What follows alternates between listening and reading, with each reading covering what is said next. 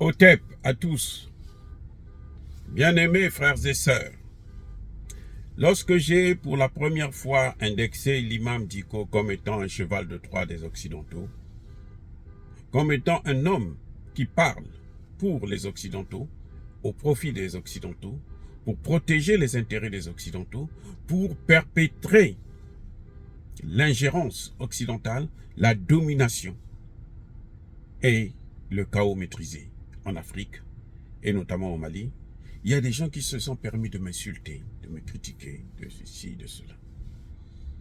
Maintenant, les nouvelles sont en train de sortir, les informations sont en train de sortir. Moi, je n'avais pas ces informations. J'avais parlé en faisant des analyses politiques. En tant que docteur en sciences politiques, j'essaie de regarder, mais pourquoi un homme qui est malien peut-il critiquer un gouvernement qui est en train de faire très bien son travail? Comment cela peut se faire? Et c'est en se posant des questions que je vais me rendre compte que, en fait, la seule réponse, c'est qu'il travaille pour les Occidentaux. Et maintenant, on vous dit que l'imam Dicko était, il n'y a pas longtemps, en Mauritanie. Au même moment où l'OTAN est en train de négocier avec le G5 Sahel pour intervenir dans le G5 Sahel. Et ils ont obtenu cet accord. Mais dans le G5 Sahel, on ne peut pas parler du G5 Sahel s'il n'y a pas le Mali. Donc, qu'est-ce qu'il faut faire? Il faut garder le nom G5. Parce que le Mali, on va le réintégrer de force. Parce que le Mali, on va faire un coup d'État. Nous avons un homme, l'imam Dicko, qui va faire le travail pour nous sur le terrain, qui va donner toutes les informations nécessaires pour pouvoir abattre, tuer, ou tout simplement, s'il a la chance, dégager Assimi Goïta et les membres de son gouvernement. On se rend compte que l'imam Dicko, ce n'est pas la première fois qu'ils seront en Mauritanie, non seulement pour aller rencontrer les chancelleries occidentales, françaises, américaines, espagnoles et autres. L'imam est déjà parti à plusieurs reprises, y compris pour aller rencontrer Bazoum et prendre l'argent des Occidentaux, de l'OTAN, des mains de Bazoum. Eh oui, c'est triste à pleurer, mais c'est la réalité. L'imam Dicko ne fait pas, un imam ne fait pas ce qu'il est en train de faire. De toutes les façons, un imam, un pasteur, ils n'ont pas le droit. Un évêque, ils n'ont pas le droit de s'immiscer dans la politique, parce que ça, c'est pas leur domaine. Eux, c'est en fait dans la spiritualité. C'est guider leurs fidèles dans la spiritualité, pas dans la politique.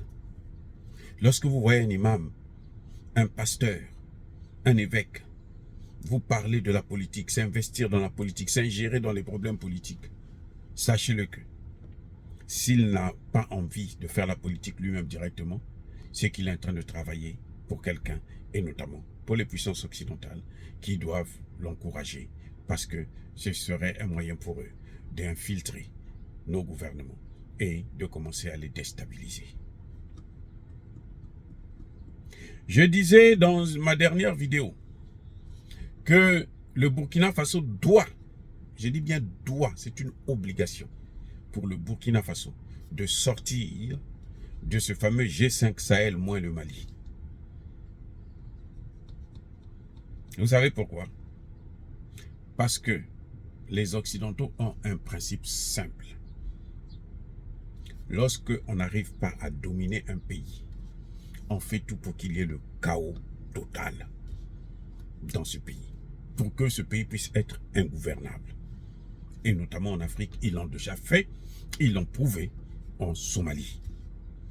Lorsque les Américains sont venus en Somalie pour installer leur base militaire comme d'habitude, ils en ont déjà près de 800 dans le monde entier. Pas de moi, c'est Poutine qui l'a dit. Et Poutine a la vraie information. Et ils ont commencé à bombarder, à faire ce qu'on appelle un tapis de bombes. C'est-à-dire bombarder sans discrimination. Bombarder partout où il y a des populations, des maisons, détruire tout. Les Somaliens vont attraper un soldat américain qui était déjà mort même. Et ils ont torturé le cadavre de cet Américain.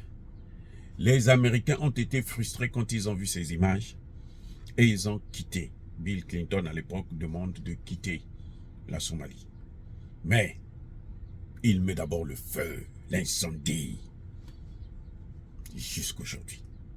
Depuis 1990, le Mali n'a pas de stabilité à cause des Occidentaux, à cause des États-Unis. Si le Burkina Faso veut mener la guerre contre le terrorisme, elle ne peut pas mener cette guerre avec ceux qui ont apporté le terrorisme dans ce pays. C'est impossible. C'est impensable. C'est irréfléchi. Personne de sensé ne saurait encourager une telle ignominie. Donc le Burkina Faso doit prendre ses responsabilités pour que l'on parle désormais du G5 Sahel, moins le Mali et le Burkina Faso. Jusqu'à ce qu'eux-mêmes ils vont commencer à parler du G3 Sahel. Ils ont gardé G5 parce qu'il y a des gens comme l'imam Dicko, il a annoncé à ses fidèles. Il a annoncé à ses fidèles que ce gouvernement ne va pas mettre long feu, que ce gouvernement va partir. Parce qu'il savait, parce qu'il était en attache, en accord avec les puissances occidentales. Ils ont confiance. Vous voyez, un imam lèche-cul, un imam pourri, un imam corrompu jusqu'aux os. C'est ce que est l'imam Dicko. Je ne sais pas ce qu'il apprend à ses fidèles. Je ne sais pas. Mais je pense que ceux qui vont dans sa mosquée ne reçoivent aucune bénédiction. Parce qu'un imam aussi corrompu que celui-là, jusqu'à la moelle épinière, ne peut pas apporter la bénédiction à qui que ce soit. Mais dire cela, c'est inciter à la haine ou à la violence? Non.